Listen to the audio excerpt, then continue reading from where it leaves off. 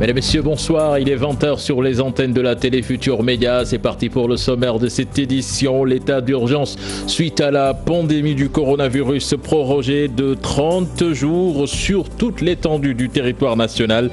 Le chef de l'État a signé le décret cet après-midi. Le point du jour fait état de 81 nouvelles contaminations, dont 2 cas importés à Ziguinchor. Le maire de la ville lance un appel pour éviter une catastrophe sanitaire à la Guinée-Bissau. En effet, beaucoup de ces patients, conscients des limites du système sanitaire bissau-guinéen, rallient la région du sud du pays. Les cris du cœur d'une centaine de Sénégalais résidant au Maroc bloqués à Dakar. Ils souhaitent un vol spécial pour sauver leur emploi et retrouver leur famille restée au royaume chérifiant. Et puis dernière répétition à l'école bilingue ouest-africaine pour une reprise des cours du 2 juin prochain. L'établissement a mis en place de nouvelles mesures dont le port du masque et le lavage des mains obligatoires dans l'enceinte de l'établissement. Reportage à suivre dans cette édition. Voilà le sommaire de ce 20h. Tout de suite le développement.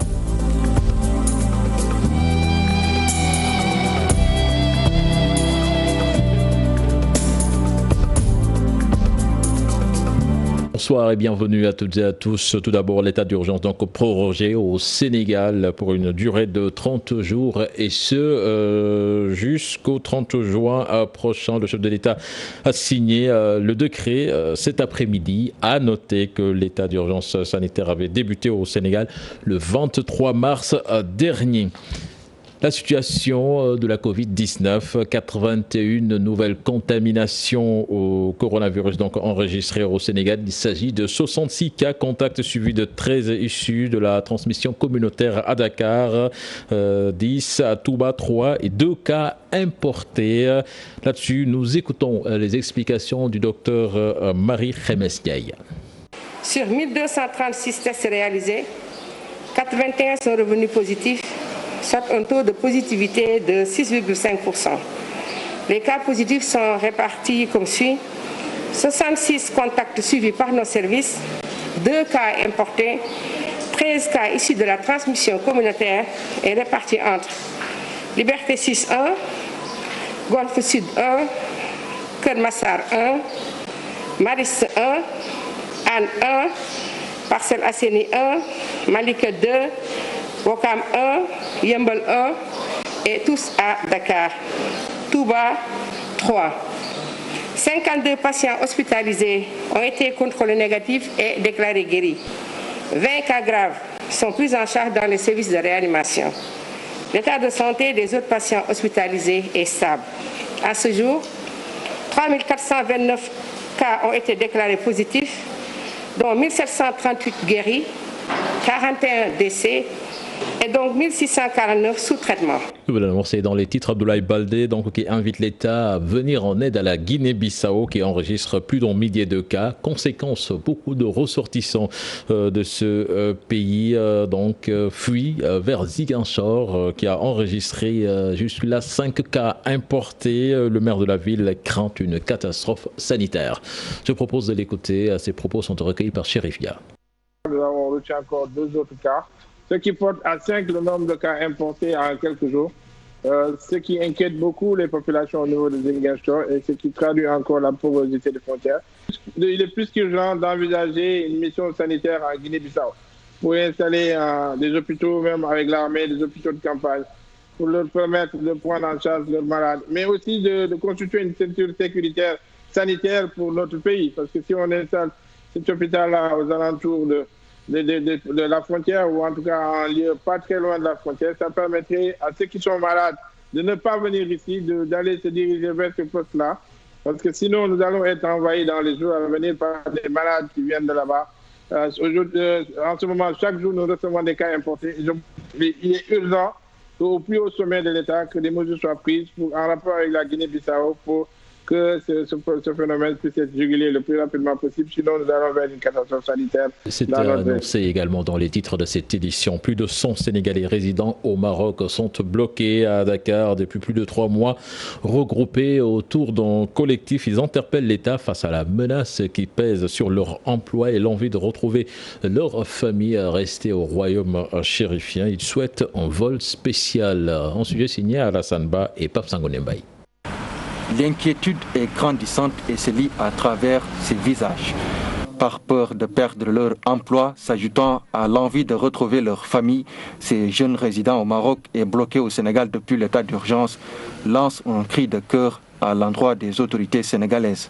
Nous sommes venus ici, nous sommes bloqués alors que nous avons laissé notre travail là-bas. Ce que nous ne voulons pas, c'est perdre nos emplois. Donc nous avons constitué une liste de plus d'une centaine de personnes et ce sont des Sénégalais, c'est vrai, mais qui résident au Maroc en situation régulière parce que nous avons tous nos cartes de séjour. Nous faisons appel aussi directement au directeur des Sénégalais de l'extérieur, M. Moïse Sarr, que nous demandons d'ailleurs une intervention parce qu'on a essayé de le contacter au niveau de son cabinet. On a essayé de lui envoyer un message, mais on n'a pas eu de retour depuis lors. Pour certains, ils sont au Sénégal depuis 3 mois et pour d'autres, plus. Les délais de grâce accordés par leur employeur ayant expiré, c'est une pression permanente qu'ils reçoivent. On avait un vol pour entrer au Sénégal, moi par exemple, au Maroc, moi par exemple, depuis le 5 avril. Et je me suis retrouvée bloquée depuis. Je suis en congé, mais en congé sans solde, depuis 2 mois. Ce qui fait que je suis en situation où je ne perçois pas mon salaire. Et ce que je risque, c'est de perdre mon emploi. On a reçu des notifications parce que quand ils ont fermé les frontières, on les a alertés pour leur faire savoir que nous sommes bloqués ici. Donc c'est des congés qu'on renouvelle tous les mois. Mais je pense qu'on est arrivé à une situation où on ne pourra plus, je n'aurai plus d'espoir en fait. L'espoir viendrait d'une réaction très rapide des autorités sénégalaises. Au-delà de cette situation préoccupante, ils souhaitent être pris en compte dans le cadre du plan de résilience économique et sociale. Actuellement, ils sont en train de bénéficier de cet argent parce que un par un, ils commencent à recevoir leur somme. Nous nous trouvons dans une situation où on ne peut pas bénéficier de cet argent. Ils ont une procédure qu'ils suivent pour recevoir l'argent. Nous, on ne peut pas le faire parce que nous avons des numéros de téléphone marocains qui sont bloqués actuellement, ça ne marche pas. Donc nous lançons aussi ce cri de cœur parce que pour la plupart d'entre nous, on sera dans l'obligation d'acheter des billets pour retourner au Maroc. Nous ne vivons pas au Sénégal, nous vivons au Maroc. Nous avons nos familles là-bas et nous avons nos travails là-bas. Pour l'heure, l'urgence pour ces jeunes Sénégalais, c'est de retrouver leur famille et leur emploi. Nous parlons à présent de la reprise des cours ce 2 juin. L'école bilingue ouest-africaine prend les devants. Les locaux de l'établissement désinfectés et pulvérisés après la descente. Le port systématique du masque et le lavage des mains dans l'enceinte de l'établissement scolaire obligatoire. Et les cours seront tenus sous un autre format. Reportage avec cet élément signé Mohamed Samba et Youssou Baro. Voici comment cet établissement scolaire s'organise pour protéger ses élèves dès la reprise des cours ce 2 juin. La désinfection, le lavage des mains ainsi que le port du masque, des gestes barrières appliqués dès l'entrée de l'école. Pour la directrice des études de l'EBOA, l'école est déjà prête pour la réouverture des classes. Avec les précautions, les élèves sont au courant de tout, donc ils écoutent la radio, ils regardent la télé. Donc dès le début, les élèves commençaient à porter leurs masques, à porter des gants. On les interdisait les gants, alors on n'interdisait pas les masques, on les laissait faire. Alors donc avec cette préparation, ils sont restés à la maison à partir de la date qu'on a déclaré que la maladie était vraiment à l'intérieur. Alors les élèves sont restés chez eux et on a trouvé des moyens pour continuer les cours. Les locaux de l'école bilingue ouest-africaine pulvérisés pendant les heures de récréation et après la descente, les élèves se disent rassurés. Je trouve que ça se passe bien pour le moment et j'espère qu'au fil du temps, on s'y adaptera. Ça montre que notre école fait vraiment des efforts pour qu'on soit à jour dans nos leçons. Je trouve que c'est vraiment intéressant. Pour la reprise des cours le 2 juin, voici le format avec lequel les cours vont se tenir. L'établissement scolaire bilingue avait par ailleurs anticipé sur la continuité du programme grâce à des cours en ligne. Parce qu'avec Zoub, il y avait des codes qu'il fallait. Alors on mettait les codes dans l'emploi du temps, de telle sorte que les élèves, avant 9h, étaient là, ils attendaient le prof. Dès que le prof rentre, faisait l'appel, les présents, et immédiatement, ils commençaient à faire le cours correctement, comme s'ils étaient devant la classe. Avec des changements imposés par la pandémie du coronavirus, l'école bilingue ouest-africaine s'apprête à recevoir ses élèves et l'administration est consciente des objectifs qui l'attendent, notamment la protection de son personnel. Mohamed Samb, le lycée Lamine Gueye de Dakar veut également protéger son environnement. L'établissement ne veut plus recevoir de personnes étrangères au lycée. Les activités de petit commerce ne seront plus tolérées. Là-dessus, on écoute Aïssa Toussi, proviseur du lycée, interrogé par Mohamed Samb. Il y a des situations que nous avons trouvées qui ont duré ici. Nous ne sommes pas seuls dans l'espace, mais nous sommes envahis par d'autres communautés, comme ce que vous avez vu ce matin. Et nous pensons quand même que l'école doit être occupée par vraiment la population qui doit l'occuper. Quand nous avons des personnes étrangères qui squattent l'établissement, c'est un souci en termes de sécurité, c'est un souci en termes de santé. Sécurité des élèves, vous avez vu ce qui se passe, mais également santé des élèves, parce que quand une communauté s'installe parmi nous, ils sont obligés d'utiliser nos toilettes, ils sont obligés de cohabiter avec nos élèves, et aujourd'hui on nous demande de fermer les portails. Une fois les élèves à l'interne, de 9h à 14h, c'est le nouveau horaire réaménagé. Aucun élément étranger ne doit rentrer dans le lycée. Personne ne doit sortir du lycée jusqu'à la fin de l'heure. Nous allons à Malem Hodar, présent 145 thermoflash d'une valeur de 14 500 000 francs acquis par le conseil départemental qui permettront également à toutes les 72 écoles de la localité d'en disposer dès la reprise. Le préfet du département en a profité pour demander aux populations d'éviter toute stigmatisation à l'endroit des enseignants, des élèves ou du personnel venant de localités touchées. Un reportage signé Omar Ndiaye et avec des images de Boubacar Falbop. Le département de Malem Hodar au pied d'œuvre pour la reprise des cours ce 2 juin après 3 mois de fermeture des écoles à cause du coronavirus. C'est pourquoi le conseil départemental a décidé d'apporter ce soutien en matériel. Il s'agit de 2000 masques, de gel hydroalcoolique, du savon, des mouchoirs et tant d'autres matériels. Et plus une enveloppe de 50 000 pour pouvoir acheter des produits de désinfection, pour pouvoir désinfecter les écoles. 145 thermoflasques. Ces thermoflasques seront destinés à l'ensemble des établissements scolaires, du secondaire au primaire en passant par le moyen. Pour sa part, le préfet demande aux parents de préparer les élèves et de leur prévoir un goûter si possible. Mais il a surtout fait un plaidoyer pour éviter la stigmatisation. Amadou Martar Diop. Je voudrais quand même lancer un appel à la population de Malem à éviter toute stigmatisation à l'endroit de nos compatriotes enseignants qui nous viendront des autres régions du Sénégal. Il n'est pas dit que celui qui vient d'une autre région que de Kaffrine vient avec la maladie. Évitons la stigmatisation. On les considère comme des citoyens sénégalais. Actuellement, personne ne fait confiance à personne, c'est vrai. Et ça ne doit pas quand même nous pousser à la stigmatisation. Nous leur donnons entière confiance. Mais nous demandons aussi aux enseignants qui viendront de respecter le protocole qui est là. Donc, un étranger qui vient ici passe directement d'abord au centre de santé. Grâce au fonds CHIP, le conseil départemental a remis 145 thermoflasques d'une valeur de 14 millions à l'IEF en présence du préfet du département. À Tasset, dans le département de Thiès, tout est fin, prêt pour la reprise des cours ce 2 juin. Toutes les dispositions sanitaires donc sont prises par le maire de la localité pour mettre les élèves dans de bonnes conditions. Le ministre des collectivités territoriales, Omar Gueye, venu à Tasset pour assister à ce lancement, appelle tous les maires du Sénégal à prendre leurs dispositions. C'est une correspondance signée à Anta Diop et Zeylatir.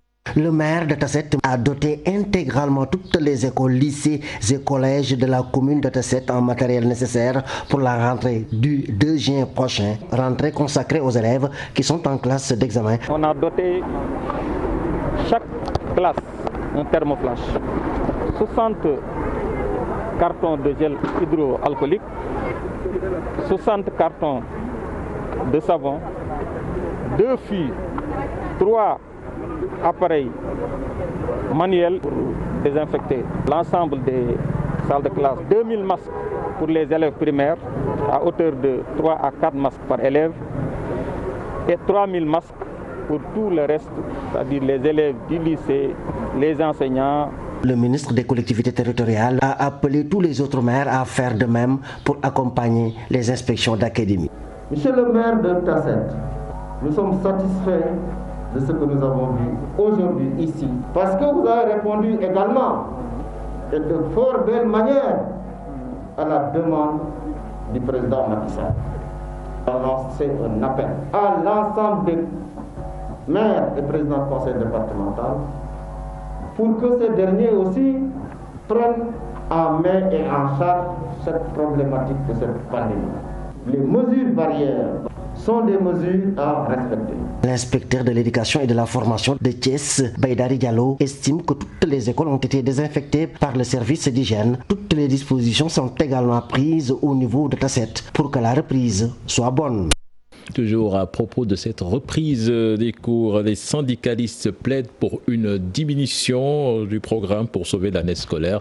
Selon le secrétaire général du SAEMS, le quantum horaire actuel ne permettra pas de dispenser tous les cours inscrits au programme. Voici Wandifa Mané que je vous propose d'écouter au micro d'Omar Ndiaye. Des efforts sont faits, ça même il faut le reconnaître, mais quand même cela aurait pu être amélioré dans un sens beaucoup plus large, au niveau structurel comme au niveau conjoncturel notamment. Parce qu'il aurait été plus judicieux, ça n'engage que moi, que le ministre des Transports et de l'Intérieur laisse le soin aux enseignants de partir de leurs propres moyens en ouvrant les garages, en ouvrant les gares et en permettant aux véhicules de partir. Parce qu'aujourd'hui nous touchons du doigt, Kaffrine n'a pas encore enregistré de cas de Covid, mais avec cette venue massive maintenant des enseignants, il y a de fortes chances que dans les jours qui viennent, on puisse être confronté à des difficultés et cela aurait pu être évité. Je ne pense pas que le quantum horaire soit suffisant. Il n'y a qu'une seule alternative que le ministère de l'Éducation puisse faire, c'est de diminuer le programme. Puis la réouverture de l'école sénégalaise de Banjul suspendue à la décision des autorités gambiennes. En effet, selon l'IA de Kaolack, il n'est pas possible de rouvrir cette école alors que la Gambie n'a pas encore ouvert ses établissements scolaires. Siaka Gouyabi, inspecteur d'académie de Kaolack, en parle au micro d'Ibrahima Diamé et Faligay. C'est une couche particulière de la population scolaire qu'il ne faut surtout pas négliger dans cette reprise des cours dans un contexte de pandémie du coronavirus. Les élèves déficients visuels ont ainsi donc attiré l'attention des responsables du projet éducation inclusive piloté par l'INEFCHA. Les enfants déficients visuels, quand on ne les encadre pas bien, ils peuvent utiliser les gestes barrières parce que ce sont des tics pour eux. C'est des techniques qu'ils utilisent pour mettre les mains, les doigts sur le visage, les yeux. Et ça, quand les parents sont avertis et initiés et ensuite appuyés sur le plan hygiène, ils peuvent s'occuper des enfants normalement. Le matériel de prévention destiné à ces écoles a été débarqué dans les locaux de l'inspection d'académie de Kaolack en présence de l'IF Abiba et de l'inspecteur d'académie. En aidant les enfants. Toutes nos excuses, ce n'est pas le bon élément, je vous le disais. La réouverture de l'école sénégalaise de Banjul, donc suspendue à la décision des autorités gambiennes. Siaka Goudiaby, inspecteur d'académie de Kaolack, en parle au micro d'Ibrahima Diamé et Faligay. Voilà, l'école sénégalaise de Gambie, mais vous savez, vous conviendrez avec moi qu'il y a des contraintes. La Gambie, c'est un État indépendant, c'est un État qui est différent du Sénégal. Les mesures sénégalaises ne sont pas applicables en Gambie. Les lois sénégalaises ne peuvent pas s'appliquer en Gambie. Donc tant que la Gambie n'a pas levé le couvre-feu, n'a pas procédé au déconfinement, les écoles gambiennes ne vont pas reprendre. Et si les écoles gambiennes ne reprennent pas, n'ouvrent pas, l'école sénégalaise ou les écoles sénégalaises de Gambie ne peuvent pas rouvrir. Je vois mal, je vois même incohérent qu'on demande d'ouvrir les écoles sénégalaises de Gambie alors que les écoles gambiennes elles-mêmes n'ont pas ouvert. Enfin, ça pose problème. Donc on a gardé cette question en repérage avec le ministère en attendant que les autorités gambiennes prennent des mesures de déconfinement au niveau interne. Si les mesures de déconfinement sont prises en Gambie pour que les écoles rouvrent leurs portes, nous allons nous atteler à ça pour que l'école sénégalaise de Gambie puisse aussi ouvrir ses portes, notamment en travaillant avec le ministère pour que les enseignants qui servent en Gambie et qui sont confinés au Sénégal puissent y retourner. Donc nous sommes dans ça, c'est notre école, on la gère, nous la gardons en repérage, mais le moment venu, nous allons rassembler toutes les conditions nécessaires pour le démarrage des cours en Gambie. Autre aspect de l'actualité à présent avec cet accident mortel sur la route de Saint-Louis. Il s'agit d'une collision entre un camion et une moto. Le conducteur de la moto pêcheur a rendu l'âme sur place. Le corps a été transporté à l'hôpital régional de Saint-Louis par les sapeurs-pompiers. Et puis le chef de l'État, l'ancien chef de l'État, Maître Abdoulaye Wade, fête ses 94 ans. Le politologue Pape Amadou Fall le décrit comme un homme courageux qui a marqué son temps. Je vous propose de l'écouter, des propos recueillis par Alassane Ba et Pape Sangoné Mbaye. L'avocat est devenu une icône politique qui a marqué l'espace sénégalais, je dirais même l'espace africain, par ses prises de position. Un homme courageux. L'âge ne l'empêche pas d'être jusqu'ici encore quasiment au devant de la scène, en stimulant d'une certaine manière le jeu démocratique. Parce qu'on ne dit pas qu'il est le maître du jeu, mais en tout cas il a de très très bonnes cartes en main pour pouvoir dire cela doit se passer comme ci ou cela doit se passer comme ça. Ces dernières décisions n'ont pas toujours été heureuses. Ça également, il faut le dire. Donc on dira que oui, mais à 90 ans, à 93 ans, à 94 ans aujourd'hui, et nous en profitons pour lui souhaiter un très très bon adversaire, il a dérivé parce que les Sénégalais n'ont pas accepté le chemin qu'il a voulu leur tracer en leur disant « j'imposerai mon fils ». Le jeu de chaises qu'il y a eu au sein de son parti, cela se comprend par rapport à ses choix de bien accompagner son fils. Parlons économie à présent avec la campagne de collecte de l'anacarde ralentie par la limitation des déplacements dus au Covid-19 à Ziguinchor. C'est le constat fait par la ministre du Commerce Aminata Assome Diatta qui effectuait ainsi une visite des sites de collecte et des unités de transformation de la noix d'anacarde dans la région. Ces propos sont recueillis par Boubacar Diassi et Lamine Mandian. La campagne se déroule plutôt bien. J'ai noté également le respect des prescriptions des autorités sanitaires sur les différents sites visités. Et nous savons qu'il y a certes un ralentissement. Et cette année également, on note une baisse du niveau de collecte qui peut s'expliquer par différentes raisons, dont une faible productivité, mais aussi les problèmes liés au déplacement des acteurs. Et donc nous pensons que ce sont des questions sur lesquelles il est nécessaire d'apporter des réponses et nous ne manquerons pas de porter le plaidoyer des acteurs auprès des autorités de ce pays. Oui, nous avons le système de récépissé d'entrepôt qui a démarré. Dans les 3 régions de la Casamance, il y a des magasins qui sont mis en place.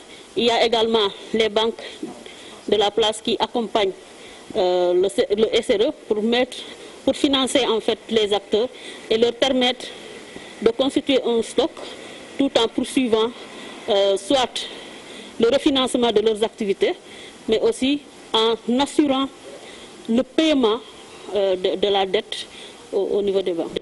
Le round-up de l'actualité sportive à présent avec des internationaux sénégalais dont Gana Gueye et Mbaïgnan nominés pour le prix Marc-Vivian Foé. Et puis après l'Allemagne, ça sent la reprise en Espagne, en Angleterre et en Italie. C'est avec Chersa Boudiara. La Confédération africaine de football perfuse les 54 fédérations à l'épreuve de la Covid-19.